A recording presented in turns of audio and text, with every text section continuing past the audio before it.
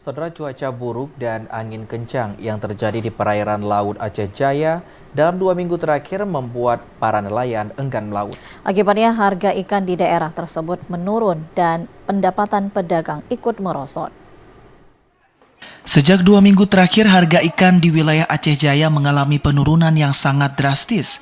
Di Pasar Calang, harga ikan saat ini jauh merosot dibandingkan sebelum terjadi cuaca buruk yang melanda kawasan Laut Aceh Jaya. Biasanya saat cuaca buruk harga ikan kian meningkat, namun berbeda untuk harga jual ikan di Aceh Jaya. Saat cuaca buruk harga ikan cenderung menurun. Sejumlah pedagang mengatakan terjadinya penurunan harga ikan di tingkat pedagang selain stok ikan melimpah lantaran banyak kapal dari luar Aceh Jaya yang singgah, juga disebabkan berkurangnya daya beli warga.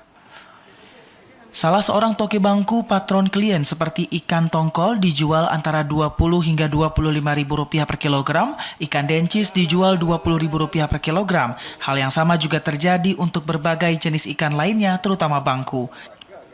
Henry mengatakan penurunan harga ikan ini sudah terjadi selama 2 minggu terakhir sejak cuaca buruk melanda Laut Aceh Jaya. Harga ikan murah. Itu salah satu penyebabnya terjadinya murahnya harga ikan, kenapa doang? Karena bot pulang semua. Kalau untuk saya ini harga ikan berapa bang?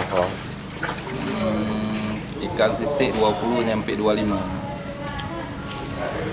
Ikan lain bang? Ikan lain agak mahal. Ikan bot gede aja yang mahal, yang murah. Itu kalau misalnya untuk dijual tempat lain gimana? Apakah masih ditampung atau gimana misalnya bang? Agak kurang ditampung. Keluar banyak. Para pedagang mengaku selama harga ikan menurun, pendapatan yang didapatkan juga ikut merosot. Hal itu juga disebabkan mulai ramainya pedagang ikan yang berjualan dengan mengelilingi kampung, sehingga banyak warga yang mulai enggan berbelanja ke pasar ikan dan lebih memilih menunggu di kampung masing-masing. Dari Aceh Jaya, Musliadi, TVRI Aceh melaporkan.